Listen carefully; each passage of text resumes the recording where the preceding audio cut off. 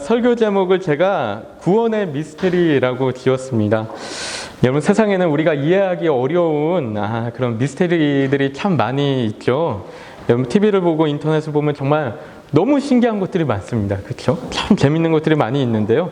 여러분, 제가 인터넷을 찾아보니까 이런 것들이 나오더라고요. 여러분, 미국 캘리포니아의 데스밸리라는 곳에는 혼자 스스로 움직이는 돌이 있다라고 합니다. 이렇게 여러 개가 있다 그래요. 이 지역에 이렇게 돌이 혼자 이렇게 움직인다는 거예요. 그리고 미국 오하이오 주와 펜실베니아 주에는요, 눈이 두루마리처럼 말리는 그런 현상들이 일어나는데 이런 식으로 자연적으로 이렇게 생긴다고 합니다. 너무나 신기하죠? 여러분, 그리고 가보신 분들도 있을 수 있는데요. 뉴질랜드 남섬의 코에코에 해변에는요, 거인의 구슬이라고 해서 혹시 보신 분들이 있을 것 같아요. 무게 2톤 되는 바위인데 동그랗게 이렇게 만들어져 있는, 자연적으로 완전히 동그란 공의 모양으로 만들어져 있는 바위가 한 50여 개 정도 있다고 합니다. 이거 약간 찌그러져서 나오는 것 같은데 완전히 구의 모습으로 이렇게 나옵니다. 한번 못 보신 분들은 한번 나중에 남섬 여행 때 가보시면 좋을 것 같습니다. 여러분, 또한 영국의 솔즈베리 평원에는요, 유네스코 세계유산에 이렇게 등재된 게 있는데 스톤헨지라고, 여러분 잘 아시죠? 이건 너무 많이 보셨을 것 같아요. 스톤헨지라는 거석 기념물이 있는데, 여러분, 이 스톤헨지는 너무나 신기한 게요, 높이 8m에 그 무게가 돌마다 50톤에 달하는 큰 바위들로 이루어졌는데 누가 왜 어떻게 만들었는지 아직도 아무도 모른다는 거예요. 이게 구석기 시대에 이제 만들어졌다라고 이야기하는데 왜 만들었는지, 어떻게 만들었는지 아직까지도 이렇게 밝혀내지 못하고 있다는 것이죠. 여러분, 그래서 이런 것들을 우리가 미스테리라고 부르는 것이죠. 그렇죠? 한국말로 하면은 수수께끼, 불가사의, 이런 말로 얘기하는데요. 여러분, 우리가 도저히 이해할 수 없는 거예요. 어떻게 이런 현상이 나타나는지, 어떻게 이런 것들을 만들었는지 이해하지 못하니까 우리가 미스테리라고 부르는 것입니다. 여러분, 그런데 문제는 우리 인간의 지성은 항상 제한적이라는 것이죠. 그렇죠? 리미티드라는 거예요. 여러분, 우리는 늘 제한적인 경험과 또 제한적인 지식에 의지해서 생각하는 거예요. 여러분, 하지만 이런 것들이 어떻게 발생되었는지를 우리가 깨닫고 이해할 때는 여러분 어떻습니까? 그게 미스테리가 더 이상 미스테리가 아닌 것이죠. 여러분, 스톤헨지라는 것도 우리가 이걸 어떻게 만들었는지 모르니까 미스테리인데, 여러분, 과거에 스톤헨지를 직접 만든 사람들이 어때요? 그 사람들은 저거 그냥 이렇게 만든 건데 하면서 별거 아닌 것처럼 이야기할 거라는 것이죠. 그렇죠? 여러분, 실은 스스로 움직이는 돌도 또 두루마리처럼 말리는 눈도 다 우리의 입장에서는 우리가 제한적인 경험과 지식으로 바라보니까 이게 너무나 신기한 거지만, 여러분, 하나님이 보실 때는 어때요? 하나님이 보실 때는 여러분, 이게 아무것도 아닌 거예요. 그렇죠? 하나님은 그냥 이거 그냥 이렇게 되는 건데 하면서 되게 멋쩍게 생각하시지 않을까, 이런 생각도 하게 되는데요. 여러분, 그런데 이 미스테리라는 말이 원래는 헬라어인 이 미스테리온이라는 단어에서 파생된 단어라고 합니다.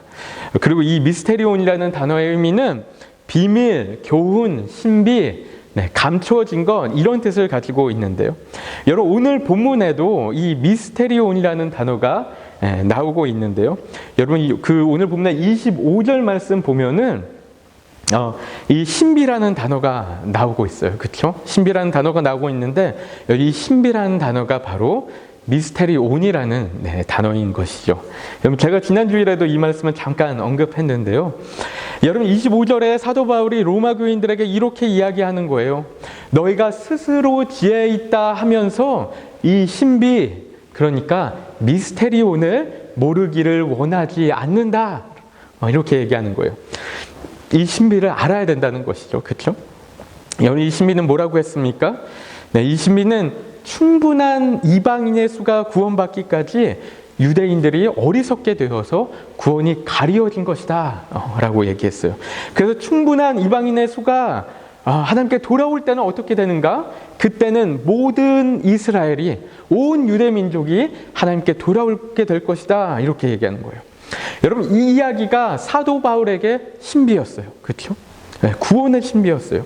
여러분, 왜냐하면은 지난번에 말씀드린 대로 먼저는 유대인들이 구원에서 떨어져 나갔는데 그 일로 인해서 이방인들이 풍성하게 되니까, 이방인들이 하나님께 돌아오게 되니까 이게 너무나 신기한 거예요. 너무나 놀라운 거예요. 바울이 볼 때. 그렇죠?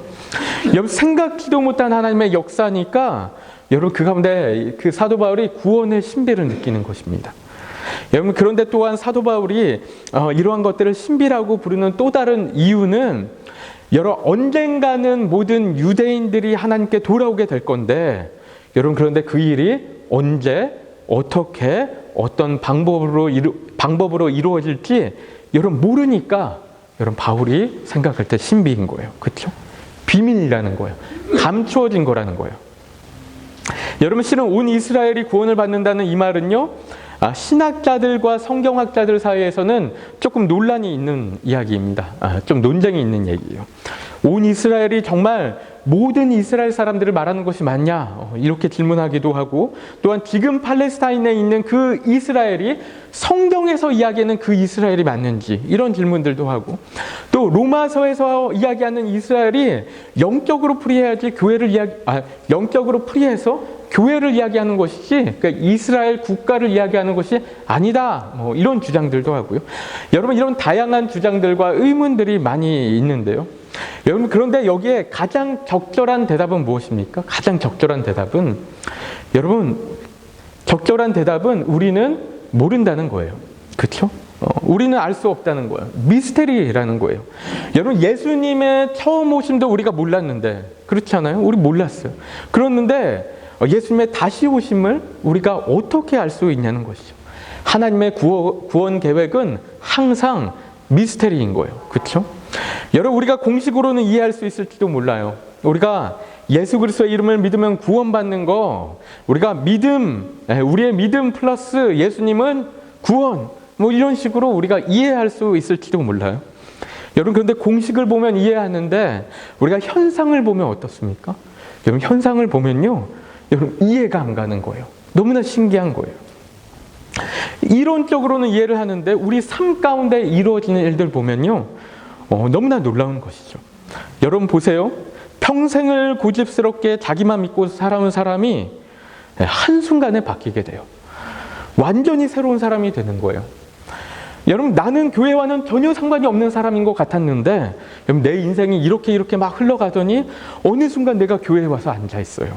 여러분, 그것뿐만 아니고 그냥 앉아 있는 것도 아니고 막 눈물을 흘리면서 기도를 하고요. 여러분, 우리가 이런 모습들을 볼 때 여러분, 이게 믿어지지가 않는 거예요. 신비스러운 것이죠. 여러분, 그토록 지겹기만 하던 하나님의 말씀이 언젠가부터 살아서 내 안에 일하기 시작하고, 그 지겹던 기도 시간이 하나님의 임재가 느껴지는 시간이 되어지고, 여러분, 육체의 것으로 보이지 않고 들리지도 않고 만져지지도 않았는데 우리가 하나님의 음성을 듣고 거기에 반응하고 순종하게 되고 또 예수님을 사랑한다고 고백하고 있는 거예요. 여러분, 이런 것들이 신비하지 않습니까? 하나님의 구원 역사라는 것이죠. 여러분, 개인적인 구원뿐만 아니라 여러분, 우리가 인류의 역사 가운데 하나님께서 일하심을 이렇게 보면요, 여러분, 우리가 생각지도 못했던 일들이 막 일어나는 것들을 보게 됩니다. 여러분, 제가 예전에 이렇게 교회사 이렇게 들을 때 너무나 재미있고 너무나 놀라운 것들을 많이 들었었는데요. 나중에 기회가 되면 한번 이 교회사에 대해서도 함께 한번 나눠보면 좋을 것 같은데, 여러분, 그러니까 하나님께서, 여러분, 우리가 생각해 보면 하나님께서 지금도 우리 가운데 어떻게 일하고 계신지 모르는 겁니다. 그렇죠? 하나님은 우리를 어디로 어떻게 이끌어가고 계신지 여러분, 우리가 모르는 거예요. 여러분, 사도 바울도 이해하지 못했어요. 그렇죠? 사도 바울도 하나님의 구속 역사가 너무나 신비하고 놀라운데 하나님이 이스라엘을 또 어떻게 인도해 가시는지 여러분, 이거 알 수가 없었어요. 여러분, 다만 그럼에도 바울이 그렇게 믿고 이렇게 확신할 수 있는 이유는 무엇이었냐면요, 바로 하나님의 말씀이 그렇게 이야기하고 있기 때문에 그런 것이었죠. 우리 26절 말씀 보면요, 11장 26절 말씀 보면은 여러분, 뭐라고 얘기하면요, 그리하여 온 이스라엘이 구원을 받으리라 기록된 바 하면서 얘기하는 거예요. 그렇죠? 기록된 바 하면서 얘기해요. 여러분, 하나님의 말씀에 이렇게 기록되어 있다는 거예요. 여러분, 실은 당시 현실은 바울이 이렇게 믿을 수 있는 상황이 전혀 아니었어요. 바울이 지금 온 이스라엘이 구원받을 거다 얘기하는데 바울이 그렇게 믿을 수 없는 상황이었어요. 여러분, 유대인들은요, 예수님을 믿기는커녕 예수님을 믿는 이들을 핍박하고 박해하고 그랬잖아요. 여러분, 이방인들은 너무나 많은 숫자가 예수님께 돌아오는데 반면에 유대인들은요, 대부분이 예수님을 거절하고 모두가 그릇된 길로 가고 그랬어요. 여러분, 이 상황이 유대인들에게 너무나 어려운 상황이었어요. 여러분, 바울이 그래서 어떻게까지 이야기했냐면은 9장 1절과 2절 말씀 보면요, 어떻게 얘기했냐면 바울 자신에게 이게 너무나 큰 근심이었다라고 얘기해요. 너무나 큰 근심이었다 얘기하고, 또한 마음에 그치지 않는 고통이 있다라고 얘기한 거예요. 마음에 그치지 않는 고통이 있다. 여러분, 그만큼 유대인들에게 상황이 좋지 않았다라는 거예요. 유대인들에게는 전혀 소망이 없는 것처럼 느껴졌어요. 그래서 사도 바울은 너무나 괴로웠고 너무나 가슴 아팠어요. 여러분, 하지만 그럼에도 불구하고 바울은 포기하지 않고 소망을 버리지 않는 것이 하나님의 말씀이 있으니까, 하나님이 약속하신 바가 있으니까 그냥 그거 믿고 나가는 거예요. 그렇죠? 여러분, 사도 바울이 이런 이야기를 하는 것이요, 여러분, 어쩌면 당시 유대인들이 볼 때는 너무나 오만한 이야기로 들렸을지도 모릅니다. 왜냐하면 여러분, 자기가 어떻게 알고 온 이스라엘이 구원받을 거라고 그렇게 확신해? 지금 상황이 어떤데? 상황이 이렇게까지 안 좋은데 어떻게 저렇게까지 확신할 수 있어? 이렇게 생각할 수 있어요. 그래서 마치 바울이 자신의 객기나 혈기로 이런 이야기를 하는 것처럼 생각할 수도 있겠죠. 여러분, 그런데 바울이 절대로 그런 식으로 이야기한 거 아니었어요. 그냥 어떤 자신의 객기나 혈기나 어떤 자신의 자존심 때문에 아무런 근거 없이 그렇게 이야기한 거 아니라는 거죠. 여러분, 세상에서 우리가 종종 이렇게 이야기할 때들이 있지 않습니까? 다 잘 될 거야. 걱정하지 마. 나 문제 없어. 나 잘할 거야. 여러분, 그런 식으로 이야기할 때가 있어요. 여러분, 그런데 그런 이야기들을 할 때 여러분, 때로는 우리가 아무런 근거 없이 이야기할 때 많이 있죠. 그냥 단순히 어떤 위로 차원에서 어떻게 될지 모르는데 그래도 위로는 해야 되니까 위로 차원에서 이렇게 얘기하고, 혹은 때로는 내 어떤 자만심이나 자존심 때문에 나 걱정 없어, 끄떡 없어, 이렇게 이야기할 때 있어요. 여러분, 하지만 바울은 그런 게 아니었어요. 그렇게 별 생각 없이 위로 차원에서 한 얘기도 아니었고 또 자신의 자만심 때문에 한 얘기도 아니었어요. 그런 게 아니고 오직 하나님의 말씀에 근거해서, 약속에 근거해서 확신 있게 이렇게 이야기하고 있다는 것이죠. 여러분, 26절, 27절 말씀은요, 여러분, 바울이 이사야서의 말씀을 인용해서 한 이야기인데요. 여러분, 이사야서 말씀에 이렇게 적혀 있다는 것이죠. 이사야서 말씀에 구원자가 시온으로부터 와서 야곱에게서 경건하지 않은 것을 돌이키신다는 거예요. 네, 이스라엘 얘기하는 거죠. 이스라엘에게서 경건하지 않은 것을 돌이킨다는 거예요. 그리고 그들에게서 죄를 없애 주실 것이다. 이렇게 얘기하고 있는 거예요. 여러분, 이게 이스라엘을 향한 하나님의 약속이었다라는 것이죠. 그렇죠? 언약이었다라는 거예요. 여러분, 하나님의 말씀에 분명하게 그렇게 적혀 있으니까 바울은 하나님의 약속을 바라보지 현실을 바라보지 않는 거예요. 현실에 무릎 꿇지 않고 소망을 저버리지 않는다라는 것이죠. 여러분, 이런 모습을 성경 가운데 대표적으로 보여준 인물이 있는데요. 여러분, 누구일까요? 네, 대표적인 보여준 인물, 누구죠? 바로 여호수아와 갈렙입니다. 여러분, 여호수아와 갈렙은 가나안 땅을 정탐하고 돌아왔어요. 다른 10명의 정탐꾼과는 너무 전혀 다른 이야기들을 해요. 여러분, 다른 정탐꾼들은 뭐라고 이야기했어요? 다른 정탐꾼들은 그 땅이 참 아름답고 젖과 꿀이 흐르는 땅인 것은 너무나 맞지만, 그런 것은 정말 맞지만 우리는 그 땅을 전혀 정복할 수 없다, 그렇게 얘기합니다. 왜냐하면 그 땅은 거주민을 삼키는 땅이고, 게다가 그곳에는 무시무시한 거인들까지 살고 있는 땅이기 때문에 그렇기 때문에 우리는 그 땅을 정복할 수 없다는 거예요. 여러분, 그래서 우리는 망했다라는 거예요. 우리 괜히 애국 땅 가운데서 나왔다는 거예요. 고생하면서 여기까지 왔는데 우리는 이제 다 망했다라는 거예요. 그렇게 얘기했어요. 여러분, 그런데 실은 그들의 말이 틀린 말 아니었습니다. 여러분, 그들은 팩트를 이야기한 거였어요. 전혀 틀린 말이 아니었어요. 여러분, 그런데 여호수아와 갈렙은 어떻게 이야기했어요? 여호수아와 갈렙은 전혀 다른 이야기하는 거예요. 여러분, 여호수아는요, 하나님이 그 땅을 분명히 우리에게 주실 거야. 그러니까 제발 불순종하지 말고 제발 그 땅 가운데 우리 함께 들어가자. 이렇게 얘기합니다. 여러분, 그리고 갈렙은 뭐라고 했어요? 갈렙은 여러분, 갈렙은 민수기 말씀 보니까요, 그렇게 얘기해요. 우리가 곧 올라가서 그 땅을 취하자. 능히 이기리라. 얘기하고 있는 거예요. 여러분, 여호수아와 갈렙에게는 현실이 중요한 게 아니었어요. 팩트가 중요한 게 아니었어요. 그들에게는 오로지 하나님의 약속을 믿고 나아가는 것이 전부였다라는 거예요. 그렇죠? 여러분, 요즘 세상에는 팩트를 참 중요하게 여깁니다. 그렇죠? 뉴스를 봐도 여러분, 팩트 얘기를 얼마나 많이 하는지 몰라요. 여러분, 팩트가 안 중요한 것은 아니죠. 참 중요한 것은 맞는데, 여러분, 하지만 그리스도인들에게는 팩트보다 중요한 것이 있다는 거예요. 그렇죠? 팩트보다 중요한 거 바로 하나님의 말씀이고 하나님의 약속이고 하나님의 진리라는 것이죠. 여러분, 우리가 자꾸 현실만 바라보고 팩트만 생각하면요, 우리는 절망할 수밖에 없어요. 우리 낙담할 수밖에 없어요. 왜냐하면 현실은 비관적인 뿐인 거예요. 그렇죠? 여러분, 그런데 현실이 얼마나 비참한 상황이라 하더라도, 아무리 절망적인 상황 가운데 우리가 있다 하더라도 우리가 바라보는 것은 현실이 아니고 진리라는 거예요. 우리가 현실을 이겨나가는 힘이 말씀에 있다는 거예요. 그렇죠? 여러분, 믿으십니까? 아멘이십니까? 아멘 크게 해야 되는데. 여러분, 우리에게 이런 믿음이 필요하지 않습니까? 이런 믿음이 필요해요. 현실은 너무나 막막한데, 마치 희망이 없는 것처럼 보이는데, 그럼에도 불구하고 하나님의 약속을 확신하고 믿음으로 나가는 그 믿음.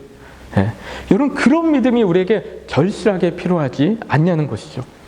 여러분, 우리 교회 현실은 어떻습니까?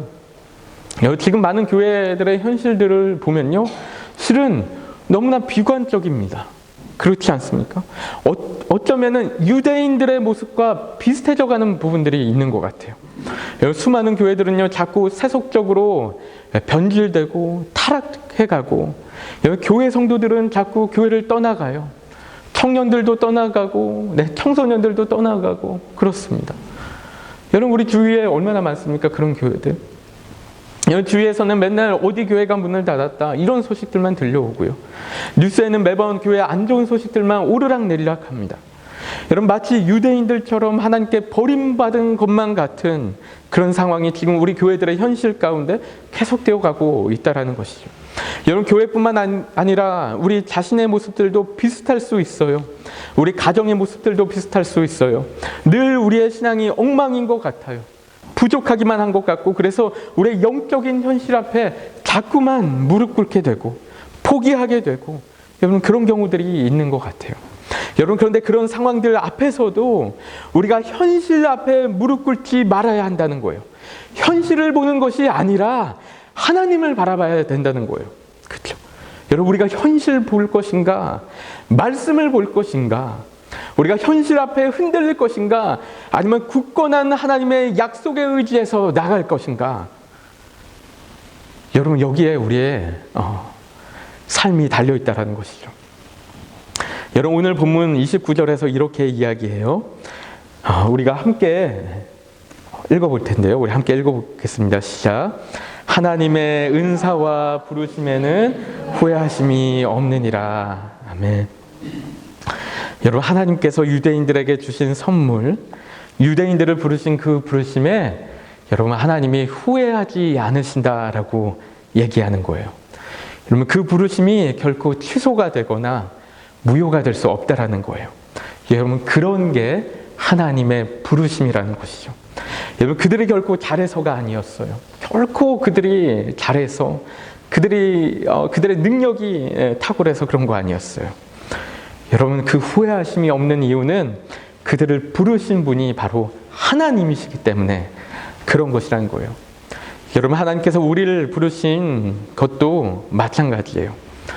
여러분, 하나님께서 우리를 부르셨어요. 그렇죠? 하나님께서 우리 부르셨고, 여러분, 그래서 우리가 지금 이 자리 가운데 앉아 있어요.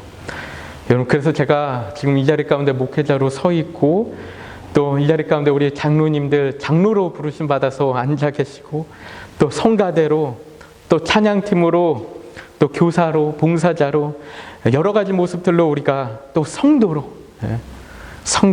이렇게 부르심을 받아서 이 자리 가운데 있는데, 여러분, 하나님이 우리를 부르신 거 여러분 절대 후회하지 않으신다라는 거예요. 그렇죠? 여러분, 아무리 우리가 맨날 엉망으로 살고 믿음대로 살지 못하고 말씀도 안 보고 기도도 안 하고 맨날 세상에서 얻어터지고 쓰러지고, 여러분, 그렇게 살아도 하나님이 우리를 부르신 그 사실 절대로 후회하지 않으신다, 이야기하고 있는 거예요. 여러분, 하나님은 우리 보고요 이렇게 말씀하시지 않아요. 절대 이렇게 말씀하시지 않아요. 얘 진짜 못 쓰겠네. 기도도 안 하고 제 엉망으로 사니까 못 쓰겠네. 내가 엉망인 애를 괜히 불렀다. 막 후회하시고, 내가 얘를 왜 불렀을까? 여러분, 하나님이 이렇게 말씀하시지 않는다는 거예요. 그렇죠? 후회하시지 않는다는 거예요. 우리가 노래 좀 못 부른다고 성가대로 세운 거 후회하고, 우리 성가대로 노래 다 잘합니다. 네. 오해하지 마십시오. 네. 아이들 제대로 가르치지 못한다고 교사로 세운 거 후회하고, 여러분, 하나님이 이런 거 아니라는 것이죠. 여러분, 이런 것이 우리에게 은혜 아닙니까? 정말 놀라운 하나님의 은혜 아닙니까? 여러분, 그러니까 우리가 주위 환경 보지 않고 우리 자신의 모습도 보지 말고 하나님의 약속 바라보고 나아가라는 거예요. 그렇죠? 말씀 붙잡고 나아가라는 거예요. 그렇죠? 여러분, 말씀 마치려고 하는데요, 제가 오늘 설교 도입에 이런 말씀 드렸어요. 여러분, 미스테리가 미스테리인 이유는 우리의 제한된 경험과 우리의 제한된 지성으로 보니까 미스테리라고 했어요. 여러분, 그런데 모든 그런 어떤 것들을 만드신 하나님의 시각에서는 어때요? 하나도 미스테리가 아니라는 것이죠. 아무것도 아니라는 거예요. 여러분, 때로는 우리의 현실이 녹록지 않게 느껴질 때가 있어요. 너무나 어렵고 때로는 두렵고 복잡하고 머리 아프고 그럴 때 있잖아요. 가정도 그럴 때가 있고, 왜 이렇게 복잡해? 왜 이렇게 어려워? 교회도 그럴 때가 있고, 우리 개인들도 그럴 때가 있는데, 지금도 우리가 그럴 수 있는데, 여러분, 그런데 우리가 아닌 하나님이 보실 때 여러분 어때요? 하나님 보실 때는 여러분 그거 어려운 거 아니라는 거예요. 그렇죠? 하나도 복잡한 것도 아니고 골치 아픈 것도 아니고 너무나 쉬운 거라는, 간단한 거라는 거예요. 그러니까 우리가 하나님의 말씀에 의지해서, 하나님의 약속 의지해서 나가면 되는 거예요. 우리가 현실만 보지 말고, 제가 이 얘기 계속 강조하는데요, 우리가 현실 보지 말고, 우리 자신 보지 말고, 좀 실패했어도, 좀 넘어졌어도 하나님 말씀 붙잡고 다시 한번 일어나서 믿음 가운데 걸어가면, 여러분, 그러는 가운데 우리가 하나님의 구원의 미스테리를 경험하게 될 줄로 믿습니다. 아멘이시죠? 그래서 다시 한번 말씀 붙잡았으면 좋겠어요. 여러분, 우리 하나님 약속 붙잡아야 되는데 말씀 모르면 붙잡을 게 없어요. 그렇죠? 여러분, 어떤 약속 붙잡아야 됩니까? 여러분 아십니까? 모르면 붙잡을 수가 없어요. 그래서 말씀 다시 한번 붙잡고, 하나님 우리의 약속 붙잡고 한번 다시 한번 나가시는 우리 성도님들 되시기를 축복합니다. 우리 이 시간에 함께 합심해서 좀 기도했으면 좋겠는데, 여러분, 이 시간에 우리 기도하실 때요, 여러분 함께 기도하실 때 여러분, 하나님의 놀라운 그 구원의 미스테리에 하나님 감사드립니다. 하나님 찬양합니다. 하나님 높여드립니다. 하나님 아버지, 우리가 우리를 구원하시는 하나님의 그 놀라운 역사들 우리가 믿으며 하나님 말씀 붙잡고 나아갈 수 있도록 인도하여 주옵소서. 우리의 현실이, 또 우리의 모습이 얼마나 힘들고 어렵고 낙담되는 그런 현실일지라도 하나님 그것과 상관없이, 하나님 사도 바울이 그랬던 것처럼, 여호수아와 갈렙이 그랬던 것처럼 우리가 하나님의 말씀 붙잡고 하나님의 약속 붙잡고, 하나님께서 그냥 우리를 부르시니까 그냥 그 말씀에 의지해서 나아가는 우리가 될 수 있도록 인도하여 주옵소서. 우리의 교회 가운데, 우리의 가정 가운데, 우리의 일터 가운데 그 믿음으로 하나님 담대하게 당당하게 하나님 사자와 같은 그런 담대함으로 나아가는 우리가 될 수 있도록 인도하여 주옵소서. 하나님 우리 밀림과 같은 이 세상 가운데 두려워하지 말고 하나님께 우리를 부르신 것을 믿으며 하나님의 자녀된 것 믿으며 예수 그리스도의 제자된 것 믿으며 하나님 우리 나아가는 우리 모두가 될 수 있도록 인도하여 주옵소서. 우리 함께 합심해서 우리 함께 하나님께 기도하며 나가도록 하겠습니다. 기도하시겠습니다. 하나님 아버지, 우리가 기도하며 나갑니다. 하나님 아버지, 우리 담대한 마음으로 하나님 아버지 세상 가운데 현실에 굴복하지 않고 하나님 현실이 얼마나 어렵고 힘들고 하나님 아버지 우리가 하나님 아버지 좌절되고 낙담되는 그런 상황일지라도 하나님 아버지 우리가 세상을 바라보지 않고 우리 자신을 바라보지 않고 오직 하나님 바라보며 하나님 아버지 놀랍게 일하시는 역사하시는 하나님의 놀라운 신비 바라보며 우리를 향한 그 약속 바라보며 우리를 하나님의 자녀로 부르신 그 부르심을 생각하고 하나님의 백성으로 하나님의 놀라운 군사로 예수 그리스도의 제자로 부르신 그 부르심 생각하며 우리가 나가는 우리가 될 수 있도록 하나님 아버지 우리 역사하여 주옵시고 인도하여 주옵소서. 하나님 아버지 우리 가운데 주여 역사하여 주시사 하나님 아버지 우리가 늘 하나님의 말씀 붙잡게 하여 주옵소서. 하나님 아버지 주님 붙잡으며 하나님 아버지 온전히 나가는 우리가 될 수 있도록 주여 역사하여 주옵시고 인도하여 주옵시고 하나님 아버지 은혜를 베풀어 주옵소서. 담대하게 당당하게 하나님 아버지 정말 예수 그리스도 안에 살아가며 하나님 아버지 정말 하나님 말씀 온전히 하나님 아버지 굳건히 붙들며 하나님 아버지 꼭 붙잡고 나갈 수 있도록 하나님 아버지 우리를 붙들어 주옵시고 인도하여 주옵시고 하나님 역사하여 주옵소서.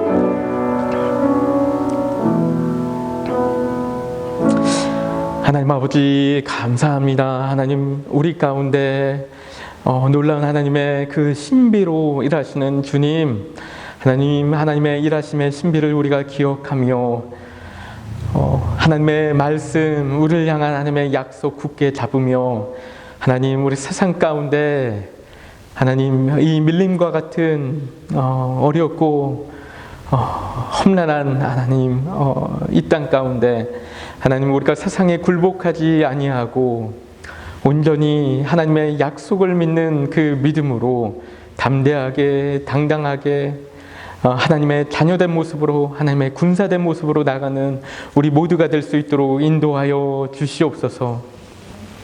이제는 우리 주 예수 그리스도의 크신 은혜와 하나님 아버지의 극진하신 사랑하심과 성령님의 감화 감동 교통하심의 역사가 지금 이 자리 가운데 하나님의 구원의 신비로 인해 하나님의 자녀가 되어 우리를 향한 하나님의 약속을 굳건히 붙들고 현실에 흔들리지 않고 우리 자신을 바라보지 않고 오로지 하나님 한 분만을 바라보며 이 땅 가운데 더 놀라운 하나님의 구원의 미스테리를 경험하며 나아갈 모든 노쇼하는 교회 성도님들 머리 위에와 그 가정과 일터와 학업과 사역과 자녀들 가운데 이제로부터 영원까지 함께 하시기를 간절히 축원하옵나이다. 아멘.